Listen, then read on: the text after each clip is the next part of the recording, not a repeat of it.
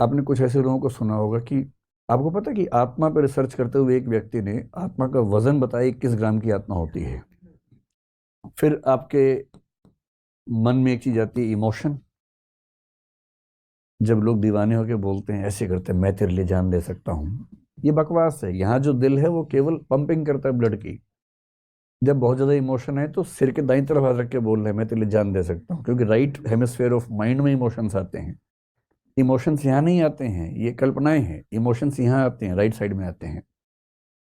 तो जब आपके दिमाग में विचार ज्यादा है तो आपके दिमाग का लेफ्ट वाला हिस्सा ज्यादा एक्टिव है।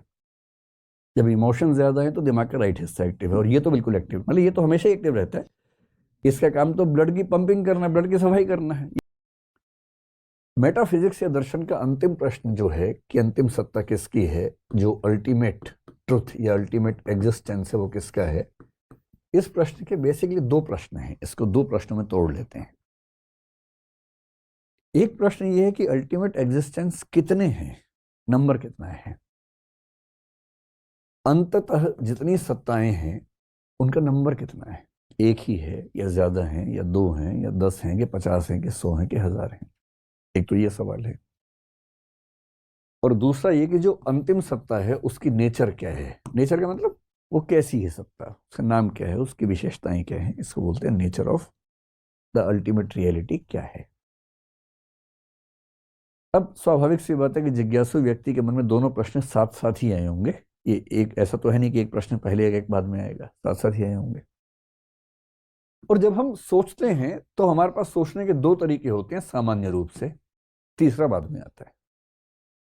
कोई आपसे पूछे कि भाई इस संसार में अंतिम सत्ताएं कितनी हैं, तो एक नजर में तो भाव ये आता है कि भाई इतना वैविध्य, डाइवर्सिटी दिख रही है, सब तो सत्य ही है, हम किसे खारिज करें।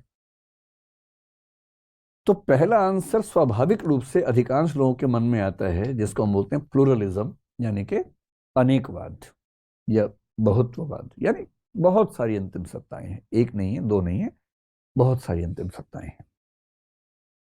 सरल भाषा में कहें, लोहा भी अंतिम सत्य है, लकड़ी भी अंतिम सत्ता है, पानी भी अंतिम सत्ता है, आग भी अंतिम सत्ता है, हवा भी अंतिम सत्ता है। मैं कैसे कह दूं कि हवा और सत्ताएं हैं। सरल भाषा में कहें, लोहा भी अंतिम सत्य है, लकड़ी भी अंतिम सत्ता है, पानी भी अंतिम सत्ता है, आग भी अंतिम सत्ता है, हवा भी अंतिम सत्ता है। मैं कैसे कह दूं कि हवा और पानी एक ही है। मैं कैसे कहूं कि आग और पानी एक ही है, अलग अलग है। और जब इतनी सारी चीजें अलग अलग हैं तो ये मान लेते हैं कि अंतिम सत्ताएं बहुत सारी हैं, इसमें कहाँ कोई दिक्कत है। अच्छा, जब आप कहेंगे बहुत सारी हैं, आम आदमी को बहुत सारी दिख रही हैं, तो आपको भाव क्यों देगा। सोचेगा आप तो वही कह रहे हैं जो मैं भी देखता हूँ, फिर आप किस बात के दार्शनिक हुए। तो दार्शनिकों को और धार्मिक लोगों को ना इससे चैन नहीं पड़ता है। उनको लगता है ना, इतनी सारी डाइवर्सिटी के मूल में कुछ तो होना चाहिए, कुछ तो होना चाहिए। और मन करता है कि किसी एक पे ही सारा थोप दे। एक आते ही ना मन को बड़ा एक संतोष मिलता है कि चलो फाइनली पता लग गया कौन है। ये वाला सेटिस्फेक्शन इतना परेशान करता है कि कुछ लोगों ने कहा ना भाई, अंतिम सत्ता केवल एक है। और जिन्होंने कहा कि अंतिम सत्ता केवल एक है, इनको बोलते हैं मोनिज्म या मोनिस्ट, यानी एकवाद।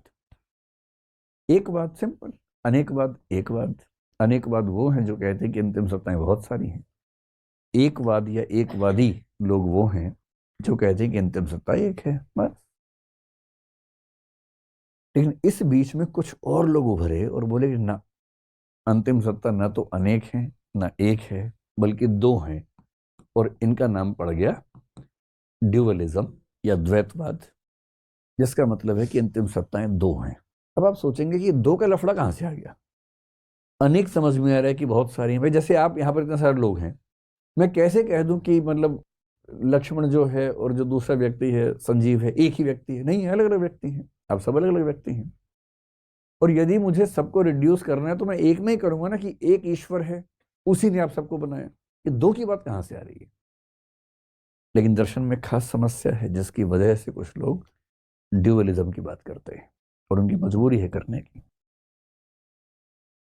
क्यों करते हैं, अगर आप ड्यूअलिज्म का आंसर सुन लेंगे तो बात सारी स्पष्ट हो जाएगी। ड्यूअलिज्म कहता है कि एक सत्ता है मैटर की और एक सत्ता है कॉन्शियसनेस की।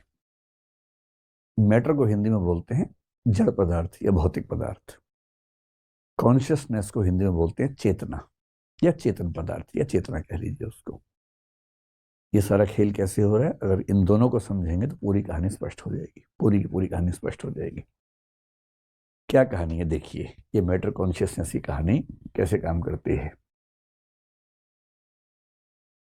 इस दुनिया में जितनी चीजें हैं ना, हम कोशिश करते हैं सबको सेट करते हैं कि एक के अंदर ही सेट हो जाए, कोशिश करके देखते हैं, ठीक।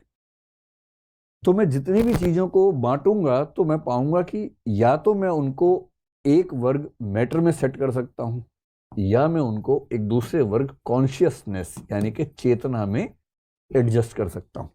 जैसे लोहा है, लोहे को कहाँ रखेंगे आप, तो आयरन यहां आ गया। पानी कहाँ आएगा, यहीं आ जाएगा। आग कहाँ आएगी, आग भी यहीं आ जाएगी। हवा कहाँ आएगी, हवा भी यहाँ आ जाएगी। कई लोग बोलते हैं कि हवा यहाँ आएगी, नहीं, हवा वहां नहीं आएगी, हवा भी मैटर है। ये सब कुछ यहाँ आ जाएगा, लोहा, लकड़ी, और जो जो भी आपको समझ में आता हो इस तरह की चीजें, वो सब यहाँ आ जाएंगी। लेकिन अगर मैं आपसे पूछूं कि एक चीज है विचार, थॉट, थॉट भी तो है ना दुनिया में।